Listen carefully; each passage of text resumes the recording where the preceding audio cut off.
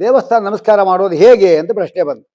ಅಗ್ರೆ ಎದುರುಗಡೆ ದೇವರಿದ್ದಾರೆ ಗರ್ಭಗುಡಿಯಲ್ಲಿ, ಎದುರುಗಡೆ ಗರುಡ ಇರ್ತಾನೆ, ಅವನಿಗೆ ಉದ್ದ ಕಾಲು ನಮಸ್ಕಾರ ಹಾಕ್ಬಿಟ್ಟು ಮಾಡಬಾರದು, ಆಯುಷ್ಯ ಕಡಿಮೆ ಆಗತ್ತೆ.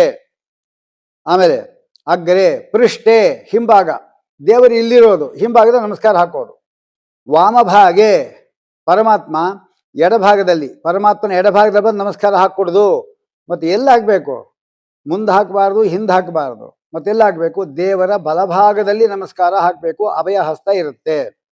ಸಮೀಪೆ ಗರ್ಭ ಮಂದಿರೆ, ಗರ್ಭ ಗುಡಿ ಒಳಗೆ ನಮಸ್ಕಾರ ಹಾಕ್ಕೊಡುದು. ಆಮೇಲೆ ಪೃಷ್ಠದಲ್ಲಿ ಮಾಡಿದ್ರೆ ಅಪಜಯ, ವಾಮಭಾಗದಲ್ಲಿ ನಾಶ, ದಕ್ಷಿಣದಲ್ಲಿ ಮಾಡಿದ್ರೆ ಸರ್ವಕಾಮನ ಅಂತ ಹೇಳ್ತಾರೆ. ಇದೆಲ್ಲ ಯಾವಾಗ ಅಂದರೆ ನಿಷ್ಕಾಮನ, ಅಂದರೆ ಯಾವ ಫಲದ ಆಸೆಯೂ ಇಲ್ಲದೆ ನಾವು ನಮಸ್ಕಾರ ಮಾಡೋದಾದರೆ ಎಲ್ಲಿ ಬೇಕೋ ನಮಸ್ಕಾರ ಹಾಕುವುದು. ನಮ್ಮ ಮಕ್ಕಳಾಗಬೇಕು ಅಂತ ಇಷ್ಟಪಟ್ಕೊಂಡು ನಮಸ್ಕಾರ ಹಾಕುವಾಗ ಕ್ರಮಬದ್ಧವಾಗಿ ಮಾಡಬೇಕು. ಯಾರ್ಯಾರಿಗೆ ಎಷ್ಟೆಷ್ಟು ನಮಸ್ಕಾರ ಮಾಡಬೇಕು ಎಂಬುದೇ ಮುಖ್ಯ. ಅದನ್ನು ಕಾಲಿಕಾ ಪುರಾಣ ಸ್ಪಷ್ಟವಾಗಿ ಹೇಳುತ್ತೆ. ವಿನಾಯಕ ಮಹಾಜ್ಞಾನಿ, ಏಕಂ ವಿನಾಯಕೆ, ಒಂದ್ರ ಮೇಲೆ ಅಂತ ಅಲ್ಲ, ಒಂದು ಅಂತ ಹೇಳಿದ್ರೆ ಒಂದೇ ಒಂದು ಹಾಕೋದಲ್ಲ, ಒಂದರ ಮೇಲೆ ಎಷ್ಟಾನ ಹಾಕಬಹುದು. ಅದಕ್ಕೆ 21 ನಮಸ್ಕಾರ ಹಾಕ್ತೀವಿ. ದ್ವೇ ಸೂರ್ಯೆ, 2 ಕಡಿಮೆ ಇಲ್ಲದೆ. ತ್ರೀಣಿ ಶಂಕರೇ, ರುದ್ರದೇವರಿಗೆ 3ಕ್ಕೆ ಕಡಿಮೆ ಇಲ್ಲದಂತೆ. ಚತ್ವಾರಿ ಕೇಶವಸ್ಥಾನೆ, ದುರ್ಗಾಸ್ಥಾನೆ ಪಂಚಮಂ, ದುರ್ಗೆಗೆ 5. ಷಷ್ಠಂ ಸ್ಕಂದೆ, ಷಷ್ಠ ಸ್ಕಂದ. ಸಪ್ತ ಅಶ್ವತ್ಥ ಪ್ರದಕ್ಷಿಣಂ, ಅಶ್ವತ್ಥಕ್ಕೆ 7 ಪ್ರದಕ್ಷಿಣೆ ಕಡಿಮೆ ಇಲ್ಲದಂತೆ ಹಾಕಬೇಕು. ಅಷ್ಟೇ ನಮಸ್ಕಾರ, ಅಷ್ಟೇ ಪ್ರದಕ್ಷಿಣೆ, ಅಷ್ಟೇ ನಮಸ್ಕಾರ ಹಾಕಬೇಕು. ಇದರಿಂದ ಆ ದೇವತೆಗಳು ಸಂತುಷ್ಟರಾಗಿ ಇಷ್ಟಾರ್ಥವನ್ನು ಕೊಡ್ತಾರೆ. ಇದಿಷ್ಟು ನಮಸ್ಕಾರದ್ದು. ಇನ್ನು ಪ್ರದಕ್ಷಿಣೆ ಎಂಬತಕ್ಕಂಥದ್ದಿದೆ. ಮೊದಲು ಪ್ರದಕ್ಷಿಣೆ ಅಂದರೆ ಏನು? 4 ಅಕ್ಷರ ಇದೆ. ಪ್ರಾದಾಕ್ಷಿಣ. ಸಂಸ್ಕೃತದಲ್ಲಿ ಒಂದೊಂದು ಅಕ್ಷರ ಕೂಡ ಒಂದೊಂದು ಅರ್ಥ ಇರುತ್ತೆ. ಪ್ರ ಅಂದರೆ ಏನು? ಪ್ರಚ್ಛಿನತ್ತಿ ಭಯಂ, ಭಯವನ್ನು ಪರಿಹಾರ ಮಾಡುತ್ತೆ. ಪ್ರದಕ್ಷಿಣೆಯಲ್ಲಿ ಒಂದು ಅಕ್ಷರ. ಯಾವ ಭಯ ಅದು?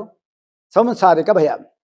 ದಕಾರ ದದಾತಿ ಮೋಕ್ಷಂ, ಮೋಕ್ಷವನ್ನು ನೀಡುತ್ತೆ. ಕ್ಷಿಕಾರ ಕ್ಷೀಯತೆ ರೋಗ ಅಸ್ಮಾತ್, ರೋಗ ಪರಿಹಾರ ಆಗತ್ತೆ.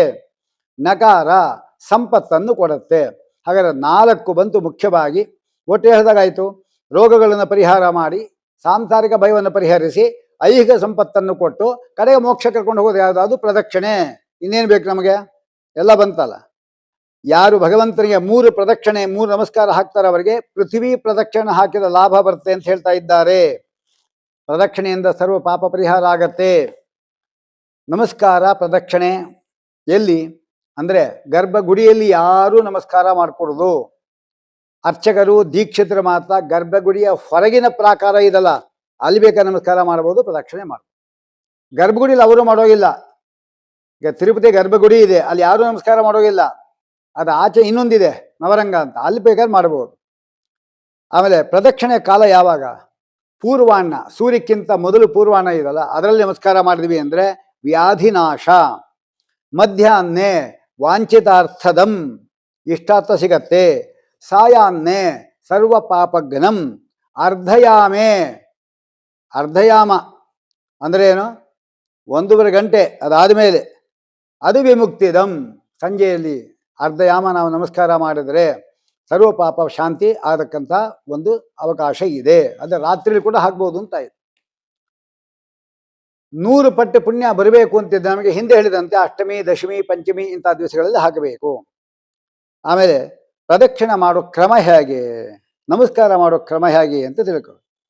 ನಮಗೆ ಆಫೀಸ್ಗೆ ಹೋಗಬೇಕು, ಕುಕ್ಕರು ಒಲೆ ಮೇಲೆ ಇಟ್ಟಿದ್ದೀವಿ, ಹಾಲು ಇಟ್ಟುಬಿಟ್ಟು ಬಂದ್ಬಿಟ್ಟಿದ್ದೇವೆ, ಪಕ್ಕದಲ್ಲೇ ನಮಸ್ಕಾರ ಹಾಕಿ ಬಂದುಬಿಡೋಣ ಅಂತ ಎಷ್ಟು ವೇಗ ಇರುತ್ತೆ ಹಾಗೆ ನಮಸ್ಕಾರ ಮಾಡಿಕೊಡೋದು. ಕೈಗಳು ಜೋಡಿಸ್ಕೊಂಡು ಜಾರಿಸ್ಕೊಂಡು ಅಲ್ವಾ, ಬೇಗ ಬೇಗ ಬೇಗ ಹೋಗಿ ನಮಸ್ಕಾರ ಹಾಕಿ ಬಂದ್ಬಿಡೋದು. ಇದು ಕ್ರಮ ಅಲ್ಲ. ಎಲ್ಲ ಮುಗಿಸ್ಬಿಡ್ಬೇಕು. ಪೂಜೆ ಗೀಜೆ ಎಲ್ಲ ಮುಗಿಸಿ ನೈವೇದ್ಯ ಎಲ್ಲ ಆಗೋಯ್ತು, ಒಂದು ನಮಸ್ಕಾರ ಹಾಕುವ, ಸ್ವಾಮಿ ಮಾಡಿದ್ದೆಲ್ಲ ನಿನಗೆ ನಮಸ್ಕಾರ. ಹಾಗಾಗಿ ಪ್ರದಕ್ಷಿಣೆ ಮಾಡುವುದು, ನಮಸ್ಕಾರ ಮಾಡುವುದು ಹೇಗೆ ಅಂದರೆ ಆಸನ್ನ ಪ್ರಸವಾನಾರಿ ಜಲಪೂರ್ಣಂ ಯಥಾ ಘಟಂ ಉದ್ವಹಂತಿ ಶನೈರ್ಯಾತಿ ತಥಾ ಕುರ್ಯಾತ್ ಪ್ರದಕ್ಷಿಣಂ.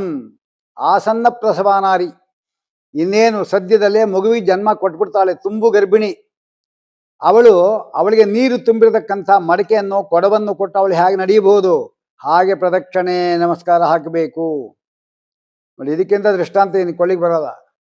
ಯಾಕೆ ಗರ್ಭಿಣಿ ಆಗಿದ್ದಾಳೆ, ಕೊಡ ನೀರು ತುಂಬಿ ಕೊಡ ಬೇರೆ ಕೊಟ್ಬಿಟ್ಟಿದ್ದೇವೆ, ಅದು ಹಾಗೆ ನಮಸ್ಕಾರ ಹಾಕಬೇಕು ಅಂತ ಬ್ರಹ್ಮಾಂಡ ಪುರಾಣ ಹೇಳುತ್ತೆ. ಪ್ರದಕ್ಷಿಣೆ ಮಾಡಿ ಓಡಬಾರದು ಅಂತ ತಾತ್ಪರ್ಯ. ಅಂದರೆ ಅಕಸ್ಮಾತ್ ನಿಮಿತ್ತವಾಗಿ ನಾವು ಬಂದಿದ್ರು ಕೂಡ, ದೇವಾಲಯಕ್ಕೆ ಬಂದರೂ ಕೂಡ ನಮ್ಮ ದೃಷ್ಟಿ ಇರೋದು ನಮ್ಮ ಕಾರ್ಯದತ್ತಾನೇ ಇರುತ್ತೆ. ಹೀಗಾಗಿ ಅದೆಲ್ಲ ನೋಡ್ಲಿಕ್ಕೆ ಆಗೋದಿಲ್ಲ ನಮಗೆ. ಆದರೆ ಅಂತೂ ಒಂದು ನಮಸ್ಕಾರ ಹಾಕಿ ಹೋಗಬೇಕು.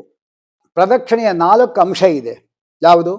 ಪ್ರದಕ್ಷಿಣೆ ಬರುವಾಗ ಪದೇ ಪದಾಂತರಂಗತ್ವ, ಹೆಜ್ಜೆ ಮೇಲೆ ಹೆಜ್ಜೆ, ಹೆಜ್ಜೆ ನಮಸ್ಕಾರ ಹಾಕ್ತಾರಲ್ಲ ಅದು ಪದೇ ಪದಾಂತರಂಗತ್ವ.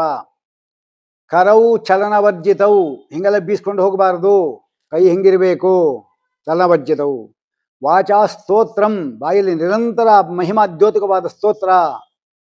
ಹೃದಯ ಧ್ಯಾನಂ, ಆ ಪರಮಾತ್ಮನ ಚಿಂತನೆ ಹೃದಯದಲ್ಲಿ. ಹೀಗೆ ಚತುರಂಗಂ ಪ್ರದಕ್ಷಿಣಂ, ಈ ರೀತಿ ಮಾಡಬೇಕು. ಯಾವಾಗ ದೇವರಿಗೆ ಎಷ್ಟು ಪ್ರದಕ್ಷಿಣೆ ಅದು ಮುಖ್ಯ. ಪ್ರದಕ್ಷಿಣೆಯಲ್ಲಿ ಸವಿಯ, ಅಪಸವ್ಯ, ಸವಿಯ ಅಪಸವ್ಯ ಅಂತ 3 ವಿಧಗಳಿದೆ. ಸವಿಯ ಅಂದರೆ ಪ್ರದಕ್ಷಿಣಾಕಾರವಾಗಿ ಮಾಡೋದು, ಎಡದಿಂದ ಬಲಕ್ಕೆ ಬರೋದು ಅಪಸವ್ಯ ಅಂದರೆ ಅಪ್ರದಕ್ಷಿಣೆ.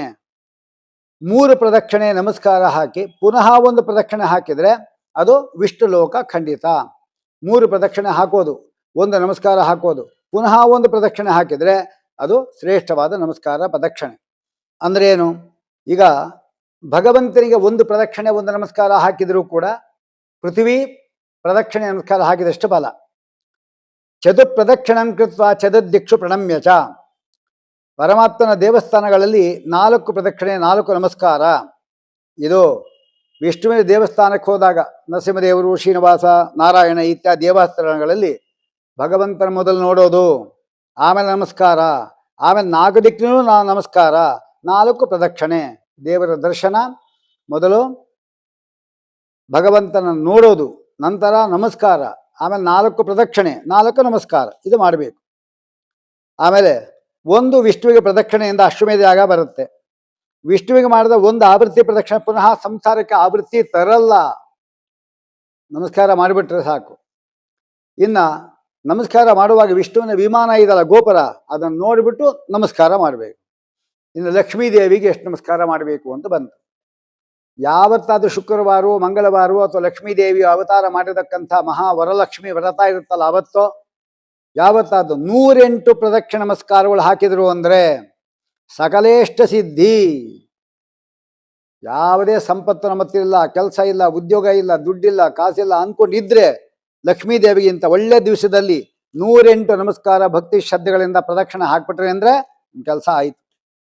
ಮನಸ್ಸಾಪಿಜ ಯೋದದ್ಯಾತ್ ದೇವೈಹಿ ಭಕ್ತಿಯ ಪ್ರದಕ್ಷಿಣಂ.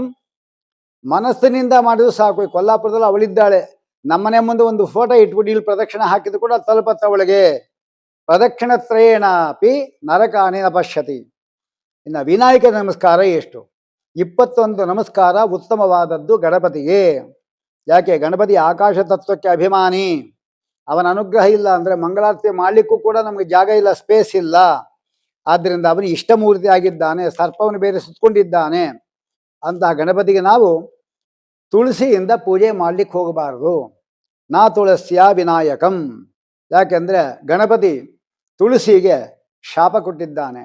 ನೀನು ಪರಮಾತ್ಮನಿಗೆ ಎಷ್ಟೇ ಪ್ರೀತಿ ಪಾತ್ರಳಾಗಿದ್ದರೂ ಕೂಡ ನನಗೆ ತುಳಸಿಯಿಂದ ಪೂಜೆ ಮಾಡೋದು ಬೇಡ.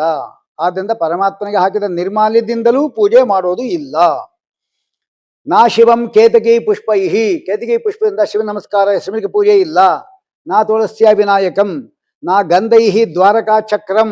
ನೋಡಿ, ಯಾರು ಗೊತ್ತಿಲ್ಲ, ದ್ವಾರಕಾ ಚಕ್ರ ಇದಲ್ಲ, ಚಕ್ರಾಣಿಕೆ, ಅದ ಮೇಲೆ ಗಂಧ ಇಡಬಾರದು ಯಾವತ್ತು, ಸಾಲಿಗ್ರಾಮಕ್ಕೆ ಇಡಬೇಕಷ್ಟೇ. ನಾಕ್ಷತೈಹಿ ವಿಷ್ಣುಂ ಅರ್ಚಯೇತ್. ಇಲ್ಲಿ ವಿಷ್ಣು ಅಂದರೆ ಸಾಲಿಗ್ರಾಮ, ಸಾಲಿಗ್ರಾಮ ಮೇಲೆ ಮಂತ್ರಾಕ್ಷತೆ ಹಾಕಬಾರದು. ಯಾಕೆ ಅಂದರೆ ಸಾಲಿಗ್ರಾಮ ನಿತ್ಯ ಸನ್ನಿಹಿತನಾದ ಪರಮಾತ್ಮ, ಆ ಮಂತ್ರಾಕ್ಷತೆ ಹಾಕಿ ಏನು ಮಾಡ್ತೀರಿ? ಹಾಕಬಾರದು. ಆದ್ದರಿಂದ ಇದು ಇನ್ನು ಶಿವನಿಗೆ ಪ್ರದಕ್ಷಿಣೆ ಒಂದು ವಿಶೇಷ. ಸಾಮಾನ್ಯವಾಗಿ ಶಿವನ ದೇವಸ್ಥಾನದಲ್ಲಿ ಶಿವನ ಲಿಂಗ ಮಾತ್ರ ಇರಬಹುದು. ಶಿವ, ಪಾರ್ವತಿ, ಸ್ಕಂದ ಅಥವಾ ಗಣಪತಿ ಇರಬಹುದು. ಕೇವಲ ಶಿವನ ಲಿಂಗ ಮಾತ್ರ ಇತ್ತು ಅಂದರೆ, ಈಗ ನೀವು ಉಡುಪಿಗೆ ನೀವು ಹೋದಿರಿ ಅಂದರೆ ಅಲ್ಲಿ ಎಲ್ಲೂರು ಅಂತಿದೆ, ಆ ಎಲ್ಲೂರಲ್ಲಿ ಶಿವನ ಲಿಂಗ ಮಾತ್ರ ಇರೋದು. ಅಲ್ಲಿ ಶಿವನಿಗೆ ಪ್ರದಕ್ಷಿಣೆ ಹಾಕುವಾಗ ಶಿವನ ಎದುರುಗಡೆ ನಂದಿ ಇರ್ತಾನೆ, ವೃಷ. ಆ ನಂದಿಯಿಂದ ಹಿಡಿದು ಇಲ್ಲಿ ಅವನಿಗೆ ಅಭಿಷೇಕ ಮಾಡಿದ ನೀರು ಇಲ್ಲಿ ಬೀಳುತ್ತೆ. ಅದಕ್ಕೇನು ಹೆಸರು? ಸೋಮಸೂತ್ರ ಅದಿರುತ್ತೆ. ಹಾಗೆ ಇಲ್ಲಿಂದ ಹೀಗೆ ಪ್ರದಕ್ಷಿಣೆ ಹಾಕೊಂಡು ಬಂದ, ಇಲ್ಲಿ ಬಂದ, ಆ ಸೋಮಸೂತ್ರ ಇದಲ್ಲ, ಅಲ್ಲಿ ಬಂದು ಪುನಃ ವಾಪಸ್ ಹಿಂದಕ್ಕೆ ಇಲ್ಲಿಗೆ ಬರಬೇಕು. ಇದು ಅರ್ಧ ಪ್ರದಕ್ಷಿಣೆ 3 ಹಾಕಬೇಕು. ಪುನಃ ಅಲ್ಲಿಂದ ಬಂದು ಇಲ್ಲಿಗೆ ಬರಬೇಕು, ಪುನಃ ವಾಪಸ್ ಹೋಗಬೇಕು. ಹೀಗೆ 3 ಬಾರಿ ಅರ್ಧರ್ಧ ಪ್ರದಕ್ಷಿಣೆ ಹಾಕಬೇಕು.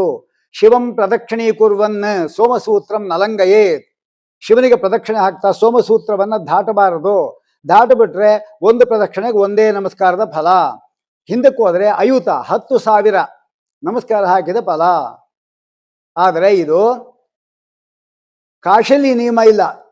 ಕಾಶಿಯಲ್ಲಿ ಸೋಮಸೂತ್ರಾದಿ ನಿಯಮೋ ನಾಸ್ತಿ ವಿಶ್ವೇಶ್ವರ. ಅಲ್ಲಿ ಒಂದೇ ಲಿಂಗ ಇರೋದು, ಎಲ್ಲ ದೂರ ದೂರ ಇದೆ ದೇವತೆಗಳೆಲ್ಲ ಅಲ್ವಾ. ಆದರೂ ಕೂಡ ಈ ನಿಯಮ ಇಲ್ಲ. ಯಾವುದು? ಸೋಮಸೂತ್ರ ನಿಯಮ ಕಾಶಿ ವಿಶ್ವನಾಥನ ಹತ್ರ ಇಲ್ಲ. ಅಂದಮೇಲೆ ಈ ರೀತಿ ನಮಸ್ಕಾರ ಹಾಕಬೇಕು. ವಸ್ತುತ 3 ನಮಸ್ಕಾರ ಶಂಕರಗೆ ಅಂತ ಹೇಳಿ 3D ಶಂಕರೇ ಅಂತ ಹಾಕಿದ್ದಾರೆ. ಆದರೆ ಇದು ಅರ್ಧ ಅಂತ ಅರ್ಥ. ಶಿವನಿಗೆ ಅರ್ಧ ಪ್ರದಕ್ಷಿಣೆ ಹಾಕಬೇಕು. ಈಗ ನಾವು ಉಡುಪಿ ಇತ್ತು, ನಾವು ಹೋದ್ವಿ ಅಂದ್ರೆ ಅಲ್ಲಿ ತಾಳೆಕೊಡಿ ಅಂತ ಒಂದು ಊರಿದೆ, ಅಲ್ಲಿ ಮಧ್ವಾಚಾರ್ಯ ಪ್ರವೇಶ ಮಾಡಿದ್ರು. ಅಲ್ಲಿ ನಂದಿಯಿಂದ ಹಿಡಿದು ಪ್ರದಕ್ಷಿಣೆ ಆರೋ ಮಾರ್ಕ್ ಹಾಕಿದ್ದಾರೆ, ಬಾಣದ ಗುರುತು ಹಾಕಿ ಇಲ್ಲಿ ತನಕ ಬಂತು. ಪುನಃ ವಾಪಸ್ ಹಿಂಗೆ ಬಂದ್ಬಿಡಿ ಅಂತ ಇನ್ನೊಂದು ಬಾಣದ ಗುರುತು ಹಾಕಿದ್ದಾರೆ. ಅಂದರೆ ಅರ್ಧದ್ದೇ ನಮಸ್ಕಾರ ಅಂತ ಹೇಳಿದಾಗ ಆಯಿತು. ಶಂಭೋಹೋ ಪ್ರದಕ್ಷಿಣಂ ಕುರಿಯಾತ್, ಪ್ರದಕ್ಷಿಣೆ ಆಗಬೇಕು. ಸೋಮಸೂತ್ರಂ ನಲಂಗಯೇತ್, ಸೋಮಸೂತ್ರ ಲಂಘಿಸಬಾರದು. ಲಂಘನಾತ್ ಏಕಂ ಏಕಂ ಸ್ಯಾತ್, ಲಂಘನ ಮಾಡಿದ್ರೆ ಒಂದಕ್ಕೊಂದೇ ನಮಸ್ಕಾರ. ಅಲಂಘನೆ ಅಯುತತ್ರಯಂ 10,000 3 30,000 ಒಂದು ಇದು ಫಲ ಬರ್ತಾ ಇದೆ. ಇನ್ನೂ ಕೂಡ ಪ್ರದಕ್ಷಿಣೆ ಹಾಕುವಾಗ ಇನ್ನೊಂದು ವಿಶೇಷ ಹೇಳ್ತಾರೆ. ಏಕಂ ಚಂಡ್ಯಾಂ, ಚಂಡಿಗೆ 1, ರವೇಹೆ ತಿಸ್ರಃ, ದದ್ಯಾತ್ ವಿನಾಯಕೆ ಚತಸ್ರಃ, ಹೀಗೆಲ್ಲ ಹೇಳಿದ್ದಾರೆ. ಆದರೆ ಶಿವಸ್ಯ ಅರ್ಧ ಪ್ರದಕ್ಷಿಣಾ ಅಂತ ಇಲ್ಲಿ ಹೇಳ್ತಾ ಇದ್ದಾರೆ. 3 ಅರ್ಧ ಪ್ರದಕ್ಷಿಣೆಯನ್ನು ಇಲ್ಲಿ ಸ್ಪಷ್ಟವಾಗಿ ಹೇಳಿದ್ದಾರೆ. ಆದ್ದರಿಂದ ನಾವು ಯಥಾ ಪ್ರಕಾರ ಅದೇ ರೀತಿ ನಾವು ಮಾಡಬೇಕು.